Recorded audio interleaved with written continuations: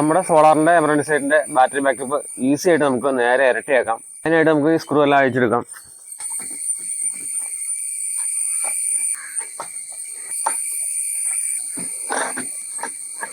ഉള്ളിൽ വരുന്ന ഐറ്റം ഇതിൻ്റെ മെയിൻ ആയിട്ടൊരു ബോർഡ്, പിന്നെ അതുപോലെ തന്നെ ലിഥിയം 3.7 വോൾട്ടിൻ്റെ ഒരു ബാറ്ററി, പിന്നെ വരുന്നത് എമർജൻസിയുടെ LED, അതിൻ്റെ മുകളിൽ വരുന്നത് ടോർച്ചിൻ്റെ LED, ലൈറ്റ് അഡ്ജസ്റ്റ് ചെയ്യാനുള്ള ഒരു സ്വിച്ച്. ഇത്ര ആയിട്ടാണ് ഇതിൻ്റെ ഉള്ളിൽ വരുന്നത്. നമ്മുടെ എമർജൻസി ലൈറ്റിൻ്റെ ചാർജ് സ്റ്റോർ ചെയ്യുന്ന ഒരു ഐറ്റമാണ് ബാറ്ററി. ഈ ബാറ്ററി വരുന്നത് ലിഥിയം 3.7 വോൾട്ട് ബാറ്ററിയാണ്. ഞാനിവിടെ വാങ്ങിച്ചേക്കണ ബാറ്ററി 3.7 വോൾട്ടിൻ്റെ 7000 mAh ലിഥിയം അയൺ ബാറ്ററിയാണ് വാങ്ങിച്ചേക്കണത്. എമർജൻസി ഇരിക്കുന്ന 2000 mAh ബാറ്ററിയാണ്. അതിൽ കൂടുതൽ ബാറ്ററി ബാക്കപ്പ് ഈ ബാറ്ററി കിട്ടും.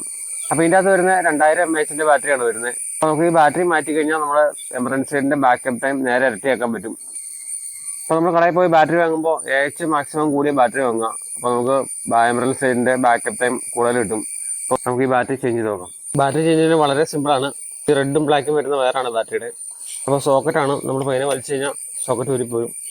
ഇതാണ് ഇതിൻ്റെ അകത്തിരുന്ന ബാറ്ററി. അപ്പോൾ നമ്മുടെ പുതിയ ബാറ്ററിയിലേക്ക് നമുക്ക് ഈ വയർ സോൾഡർ ചെയ്തെടുക്കാം. നമ്മൾ വയർ സോൾഡർ ചെയ്യുമ്പോൾ പ്ലസും മൈനസും തിരിഞ്ഞ് പോകാണ്ട് കറക്റ്റായിട്ട് വേണം സോൾഡർ ചെയ്യാൻ. റെഡ് വയർ പ്ലസിലേക്കും ബ്ലാക്ക് വയർ മൈനസിലേക്കും. അപ്പോൾ 2 വയർ പുതിയ ബാറ്ററിയിലേക്ക് സോൾഡർ ചെയ്തിട്ടുണ്ട്. പിന്നെ നമുക്ക് ബാറ്ററിയുടെ വയർ ബോർഡിലേക്ക് കണക്ട് ചെയ്യാം. നമുക്ക് ബാറ്ററി ഉറപ്പിക്കാം. അപ്പോൾ വളരെ സിമ്പിളായിട്ട് ബാറ്ററി സെറ്റ് ചെയ്തിട്ടുണ്ട്.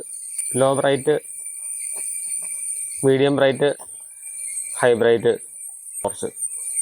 ഇനി നമുക്ക് കവറോട് ഫിറ്റ് ചെയ്യാം. അപ്പോൾ നമ്മുടെ സോളാറിൻ്റെ എമർജൻസിൻ്റെ ബാറ്ററി ബാക്കപ്പ് നമ്മൾ ഈസി ആയിട്ട് ചേഞ്ച് ചെയ്തിട്ടുണ്ട്. അപ്പോൾ എല്ലാവരും വീഡിയോ ഇഷ്ടപ്പെട്ടാൽ ലൈക്ക് ചെയ്യുക, ഷെയർ ചെയ്യുക, കമൻറ്റ് ചെയ്യുക. മറ്റൊരു വീഡിയോ ആയിട്ട് വീണ്ടും കാണാം.